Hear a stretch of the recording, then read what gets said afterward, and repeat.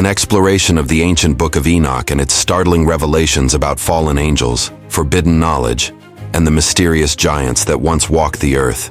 Introduction: the lost book that changed everything, hidden for centuries, rediscovered in Ethiopia, and excluded from most biblical canons.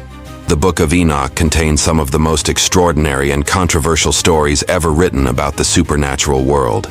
This ancient text, attributed to Enoch, the great-grandfather of Noah who walked with God, provides detailed accounts of fallen angels, their forbidden relationships with human women, and the birth of a race of giants that would shake the foundations of the ancient world.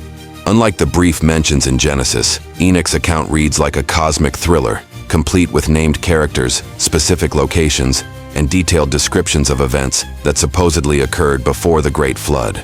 The book doesn't just tell us that giants existed, it explains exactly how they came to be, who was responsible, and what knowledge these fallen beings brought to humanity.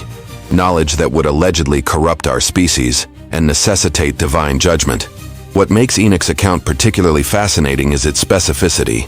Rather than speaking in generalities, the text provides the actual names of the fallen angels, describes their individual specialties, and details the chain of events that led to one of the most cataclysmic periods in human history.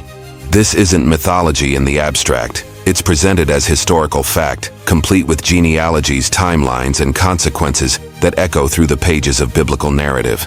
The Watchers, heaven's elite guard gone rogue. According to the Book of Enoch, the Watchers were originally among God's most trusted angels. They were specifically assigned to observe humanity and report back to heaven, serving as divine sentinels over the developing human race. These weren't ordinary angels. They were described as beings of immense power and knowledge, tasked with one of the most important missions in creation, monitoring God's newest and most precious creation. The text describes them as sons of heaven who possessed knowledge of advanced sciences, mathematics, astronomy, and divine secrets that were meant to remain in the celestial realm. They understood the movements of stars, the properties of metals, the power of herbs and roots, and the mysteries of human biology. In essence, they were living libraries of cosmic knowledge, walking encyclopedias of information that humanity was not yet ready to receive. But something went terribly wrong. As these mighty beings observed humanity, particularly human women, they began to develop desires that were forbidden to their kind. The Book of Enoch describes how their divine purpose became corrupted by lust and ambition. What started as observation became obsession, and what was meant to be a protective mission became a rebellious conspiracy that would alter the course of human history. The leader of this rebellion was Samyaza, also spelled Samyaza, who gathered together a group of 200 fellow Watchers. According to Enoch's account, Samyaza was initially hesitant to act on his desires, fearing the consequences of such a momentous transgression. However, his followers encouraged him by swearing an oath together. They would all participate in this forbidden act, binding themselves with mutual oaths and curses so that none could back out or betray the others. The Great Descent. When heaven touched earth, the Book of Enoch describes their descent in dramatic terms. These 200 Watchers didn't simply fall from grace. They made a calculated decision to abandon their heavenly posts and descend to Mount Hermon, a specific location that the text identifies as their landing place. Mount Hermon, located on the border between modern-day Israel, Lebanon, and Syria, became ground zero for one of the most consequential events in ancient history. The choice of Mount Hermon wasn't random. This mountain was already considered sacred in the ancient world, and its selection as the Watchers' descent point would later make it a location of immense spiritual significance. The name Hermon itself is related to the Hebrew word herem, meaning devoted to destruction or cursed thing, a prophetic designation considering what would unfold there. Upon their arrival on earth, these fallen angels didn't waste time. They immediately began seeking out human women, choosing those they found most beautiful and desirable. But this wasn't merely physical attraction. The text suggests they were drawn to women who possessed certain qualities or bloodlines that would produce the most powerful offspring. They had studied humanity long enough to understand human genetics and reproduction, and they approached their task with the precision of scientists conducting an experiment. The relationships that followed weren't consensual unions. They were described as the powerful taking what they wanted from the weak. These supernatural beings possessed abilities and knowledge that made resistance futile. They could appear in any form, manipulate physical matter, and exercise influence over human minds. When beings of such power decided to take human wives, the women had little choice in the matter. The named conspirators, a directory of the fallen. What sets the Book of Enoch apart from other ancient texts is its specificity in naming the fallen angels and describing their individual roles in the conspiracy. This wasn't a faceless rebellion. It was orchestrated by specific individuals, each with their own area of expertise and responsibility in corrupting humanity. Samyaza, also called Samyaza, led the entire operation. His name possibly means name of God, or I have seen, suggesting he was once among the highest-ranking angels with direct access to divine knowledge. As the leader, he was responsible for organizing the rebellion and ensuring all participants remained committed to their oath. Azazel emerged as perhaps the most dangerous of the fallen watchers. While Samyaza led the group, Azazel became the teacher of forbidden knowledge. The text credits him with instructing humans in the arts of war, including how to make weapons, armor, and shields. He taught the extraction and working of metals, showing humans how to mine gold, silver, and other precious materials. Most significantly, he introduced cosmetics and jewelry, teaching women how to enhance their beauty through artificial means. Armaros specialized in the dissolving of enchantments, essentially teaching humans how to break magical spells and protections. This knowledge would prove crucial in the supernatural warfare that followed. Barakel became the instructor in astrology, teaching humans to read the stars and understand celestial movements for divination and prediction. This knowledge, while seemingly innocent, was considered forbidden because it gave humans access to information about future events that was meant to remain divine prerogative. Kokobel taught the signs of the stars, a more advanced form of astronomy that included understanding the spiritual significance of celestial bodies and their influence on earthly events. Ezekiel instructed humans in knowledge of the clouds, weather patterns, and atmospheric phenomena. This wasn't merely meteorology. It included understanding how to influence weather and use atmospheric conditions for supernatural purposes. Arachiel taught the signs of the earth, essentially geology and earth sciences, including knowledge of earthquakes, volcanic activity, and the hidden resources within the planet. Shamsiel focused on the signs of the sun, teaching advanced solar astronomy and the sun's influence on earthly affairs. Sariel specialized in lunar knowledge, instructing humans in the courses of the moon and its effects on human behavior, agriculture, and supernatural activities. Each of these fallen angels brought specific expertise that would fundamentally alter human civilization. They weren't just teaching random subjects, they were systematically introducing knowledge that would accelerate human development while simultaneously corrupting human nature. The birth of giants. When divine meets human, the union between the Watchers and human women produced offspring that were unlike anything the world had ever seen. The Book of Enoch describes these children as giants of enormous size and strength, calling them the Nephilim. But size wasn't their only unusual characteristic. These beings possessed supernatural abilities inherited from their angelic fathers combined with physical forms derived from their human mothers. According to Enoch's account, these giants grew to be 300 cubits tall, potentially over 400 feet in height, though some scholars interpret this measurement differently. Regardless of the exact dimensions, they were described as beings of extraordinary stature who towered over normal humans like adults over small children. Their strength was proportional to their size, making them capable of feats that defied human understanding. But the giant's size was perhaps the least of humanity's problems. These creatures possessed voracious appetites that couldn't be satisfied through normal means. The text describes how they initially consumed all the food that humans could produce, quickly exhausting normal food sources. When agricultural production couldn't keep pace with their demands, they turned to more disturbing solutions. The Book of Enoch contains some of its most horrifying passages when describing what happened next. The giants began consuming animals, all animals, systematically working their way through entire species. When the animal kingdom couldn't satisfy their hunger, they committed the ultimate taboo. They began eating humans. The text suggests this wasn't merely cannibalism born of desperation, but a systematic predation of humanity by beings who viewed humans as nothing more than food sources. Even more disturbing, some interpretations of the text suggest the giants began consuming each other, creating a hierarchy of predation where the stronger giants fed upon the weaker ones. The world became a nightmare landscape where humanity lived in constant terror of these supernatural predators who had the power to take whatever they wanted, whenever they wanted it. The corruption of knowledge, technology. Too soon. While the giants were physically devastating humanity, their fathers were engaged in a more subtle but equally destructive form of corruption: the premature introduction of advanced knowledge. The Watchers didn't just teach humans random information, they systematically introduced technologies and concepts that humanity wasn't spiritually or morally prepared to handle. Azazel's teaching of metallurgy and weapon-making transformed human warfare from simple conflicts into sophisticated campaigns of destruction. Suddenly, humans possessed the ability to create weapons of unprecedented power and durability. Bronze and iron implements revolutionized not just warfare, but agriculture, construction, and daily life. However, this technological leap came without the corresponding moral development to use such tools responsibly. The introduction of cosmetics and jewelry by Azazel had profound social implications.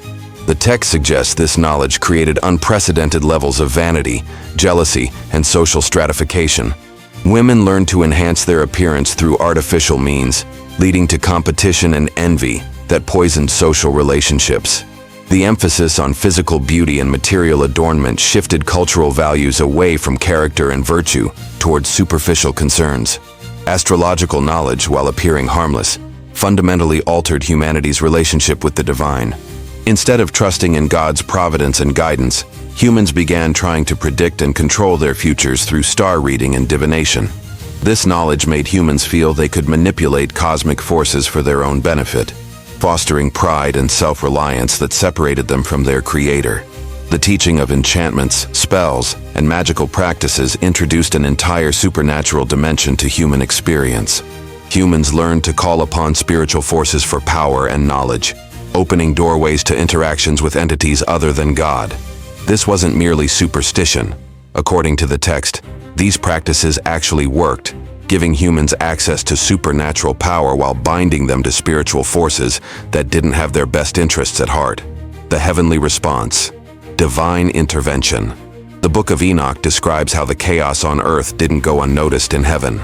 The archangels Michael, Gabriel, Raphael, and Uriel observed the devastation and brought their concerns directly to God. Their report painted a picture of a world spinning rapidly out of control, where humanity was being systematically destroyed by the very beings who were supposed to protect them. The archangels described how human blood was crying out from the earth, how entire populations were being consumed by the giants, and how the knowledge introduced by the Watchers was corrupting human nature at its core. They reported that humanity was learning to make weapons and wage war with unprecedented efficiency, that people were turning away from God to worship false powers, and that the natural order of creation was being systematically dismantled. God's response was swift and comprehensive. Rather than simply punishing the offenders, the divine judgment addressed every aspect of the corruption. The Watchers would be bound and imprisoned until the final judgment, their giant offspring would be destroyed, and humanity would be given a chance to start over through a great flood that would cleanse the earth. But the punishment wasn't just physical, it was also spiritual. The Watchers would be forced to watch the destruction of their children while being powerless to intervene. They would remain conscious and aware throughout their imprisonment, experiencing the full weight of their choices and their consequences. The text describes this as a torment worse than simple annihilation, as these beings would have eternity to contemplate their rebellion and its results. The binding of the Watchers, eternal imprisonment. The Book of Enoch provides detailed descriptions of how each of the principal Watchers was captured and bound. This wasn't a simple imprisonment. Each punishment was specifically tailored to the individual's crimes and expertise. Azazel, who had taught weapon-making and encouraged violence, was bound hand and foot and cast into a pit in the desert called Dudael. The text describes how jagged rocks were placed over him and how he was covered in darkness, condemned to remain there until the final judgment, when he would be cast into fire for eternal punishment. His binding was particularly severe because his teachings had led directly to bloodshed and warfare. Samyaza, the leader of the rebellion, was bound and imprisoned along with his associates, though the text suggests their punishment involved being suspended between heaven and earth. neither in the celestial realm they had abandoned, nor fully part of the earthly realm they had chosen. They existed in a state of perpetual suspension, conscious of their loss while being unable to return to their former glory. The other named Watchers faced similar fates, each bound according to their specific crimes. Those who had taught forbidden knowledge found themselves cut off from all knowledge, experiencing ignorance as their punishment. Those who had abused their power found themselves rendered powerless. The punishments weren't arbitrary. They reflected a divine justice that addressed each crime specifically and proportionally. The fate of the giants. Supernatural civil war. Perhaps the most dramatic aspect of the divine judgment was the fate of the giants. Rather than simply destroying them outright, God orchestrated their destruction in a way that would serve as both punishment and demonstration of divine justice. The giants, who had lived by violence and consumption, would die by violence and consumption. According to Enoch's account, God caused the giants to turn against each other in a supernatural civil war. The same violent nature that had made them predators of humanity became the instrument of their destruction. They began fighting among themselves with the same ferocity they had previously directed toward humans and animals. This wasn't random violence. It was described as a systematic campaign where each giant became convinced that others were threatening their territory, food sources, or dominance. The supernatural strength that had made them invincible against humans proved devastating when turned against equals. Their battles were described as cataclysmic events that reshaped landscapes and could be witnessed from great distances. The text suggests this civil war served multiple purposes. It removed the immediate threat to humanity while demonstrating that violence ultimately destroys itself. The giants' destruction came not from external force, but from the natural consequences of their own violent nature. This served as both practical solution and moral lesson about the self-defeating nature of evil. The flood, cleansing and new beginning. The great flood described in the Book of Enoch wasn't just about destroying the wicked. It was about cleansing the earth of all traces of the corruption introduced by the Watchers and their offspring. The knowledge, practices, and spiritual contamination that had spread throughout human civilization needed to be washed away so humanity could start fresh. Enoch's account suggests the flood was necessary because the corruption had become so pervasive that it affected not just human behavior but the very fabric of creation. The unnatural unions between angels and humans had introduced elements into the world that didn't belong there, creating imbalances that threatened the stability of the entire created order. Noah and his family were preserved not just because they were righteous, but because they represented humanity's original design, uncontaminated by the genetic and spiritual pollution that had infected the rest of the species. They carried within themselves the potential for humanity to return to its intended purpose and relationship with the Creator. The floodwaters didn't just destroy physical life.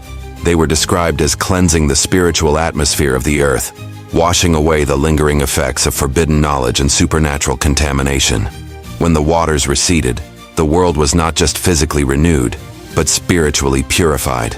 Legacy and implications. Echoes through history. The Book of Enoch suggests that while the flood destroyed the giants and cleansed the earth, it didn't completely eliminate all traces of the Watchers' influence.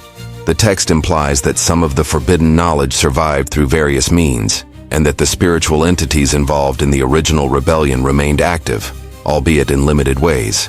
This concept has profound implications for understanding human history and development.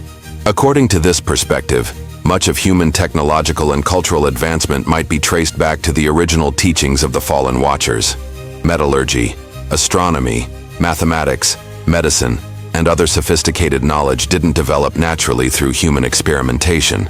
They were taught to humanity by supernatural beings with ulterior motives. The text also suggests that the spiritual rebellion represented by the Watchers didn't end with the flood. The same tendency toward corruption, the same desire to transcend divine limitations, and the same willingness to sacrifice moral principles for power and knowledge continued to influence human affairs throughout history. Many scholars and theologians have noted parallels between the Enochian account and various aspects of ancient mythology, suggesting that stories of gods interbreeding with humans, teaching forbidden knowledge, and creating races of giants might be cultural memories of the same original events, described in different terms by different civilizations. Modern relevance. Ancient warnings for contemporary issues. The themes explored in the Book of Enoch remain remarkably relevant to contemporary concerns. The story of the Watchers can be read as a cautionary tale about the dangers of acquiring knowledge or power without corresponding moral development. The fallen angels possessed great knowledge and ability, but they lacked the wisdom and character to use them responsibly. In our current era of rapid technological advancement, the Enochian warning about premature knowledge takes on new significance.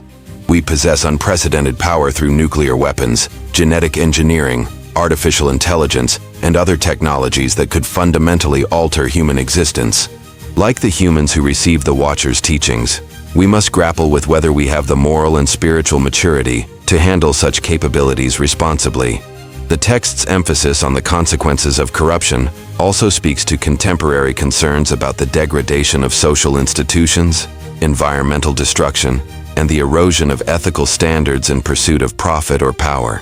The giants' voracious consumption that eventually destroyed them serves as a metaphor for unsustainable practices that threaten our civilization's long-term survival. Theological implications, questions of canon and truth. The exclusion of the Book of Enoch from most biblical canons raises important questions about religious authority and the determination of truth. Early Christians were familiar with Enochian literature. It's quoted in the New Testament book of Jude and was widely read in early Christian communities. However, as Christian doctrine became more formalized, Enoch's detailed accounts of angelic rebellion and supernatural activity were deemed too elaborate or controversial for inclusion in the canonical scriptures. This decision had profound implications for Christian theology and popular understanding of spiritual warfare, the origin of evil, and the nature of supernatural entities. Without Enoch's detailed accounts, later Christians developed different explanations for these phenomena, often focusing more on abstract concepts of temptation and sin rather than specific supernatural agents and their activities.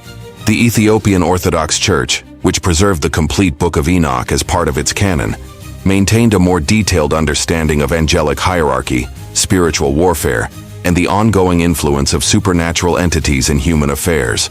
This difference in canonical acceptance has created divergent theological traditions that approach questions of evil and spiritual activity from notably different perspectives. Archaeological and historical considerations. While the Book of Enoch is primarily known as a religious text, it also makes specific historical and geographical claims that can be evaluated through archaeological and historical research. The text's references to Mount Hermon, for example, correspond to an actual location that has been considered sacred by various cultures throughout history. Archaeological evidence of ancient civilization shows rapid technological development in metallurgy, astronomy, and other fields that the Book of Enoch attributes to angelic instruction. While mainstream archaeology explains these developments through natural human innovation and cultural exchange, the Enochian perspective offers an alternative explanation that some researchers find compelling. The text's descriptions of giants and their activities have been connected by some researchers to megalithic structures, unusual skeletal remains, and cultural traditions found throughout the world.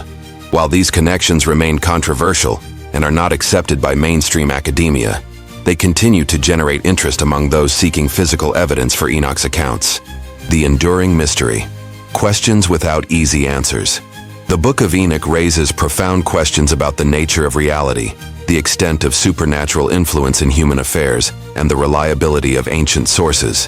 Whether read as literal history, symbolic narrative, or creative mythology, the text presents a comprehensive worldview that addresses fundamental human concerns about the origin of evil, the purpose of suffering, and the destiny of our species. The detailed nature of Enoch's accounts, complete with names, locations, and specific consequences, challenges readers to consider whether such specificity suggests historical accuracy or creative elaboration. The text's influence on later religious and cultural developments demonstrates its significance regardless of questions about its literal truth. Perhaps most significantly, the Book of Enoch preserves an ancient perspective on human nature and spiritual reality that differs markedly from modern secular worldviews. In Enoch's universe, supernatural entities actively influence human affairs. Spiritual choices have cosmic consequences, and the visible world represents only a small portion of a vast spiritual drama involving forces of good and evil. Conclusion. The enduring relevance of ancient wisdom. The Book of Enoch, with its detailed account of fallen angels, forbidden knowledge, and the giants they created, offers more than historical curiosity. It provides a framework for understanding the complex relationship between knowledge, power, and moral responsibility. Whether interpreted literally or symbolically, the text addresses enduring human concerns about the proper limits of knowledge and the consequences of transgressing divine boundaries. The named Watchers, Samyaza, Azazel, Armaros, and their companions, represent specific aspects of corruption that remain relevant today. Their specialties in warfare, vanity, manipulation, and false knowledge correspond to challenges that continue to face human civilization. Their ultimate fate serves as a warning about the self-defeating nature of rebellion against divine order. Most importantly, Enoch's account reminds us that knowledge and power without wisdom and moral restraint lead inevitably to destruction. The giants' voracious consumption of resources and their ultimate self-destruction through violence reflect patterns that appear throughout human history whenever societies prioritize acquisition over sustainability and competition over cooperation. In our contemporary world, facing unprecedented technological capabilities and global challenges, the ancient wisdom preserved in the Book of Enoch offers both warning and hope. The warning concerns the dangers of pursuing knowledge or power without corresponding moral development. The hope lies in the text's assurance that divine justice ultimately prevails and that corruption, no matter how pervasive it appears, contains the seeds of its own destruction.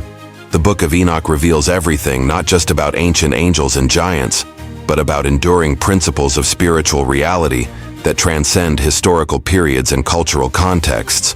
In naming the fallen watchers and describing their specific corruptions, the text provides a detailed map of how spiritual rebellion manifests in practical affairs, a map that remains relevant for anyone seeking to understand the deeper dynamics of good and evil in our complex world. Whether we view Enoch's revelations as historical fact, spiritual allegory, or cultural mythology, their core message remains clear. The choices we make about knowledge, power, and moral responsibility have consequences that extend far beyond our immediate circumstances, affecting not just our own fate, but the fate of future generations and the world we leave behind.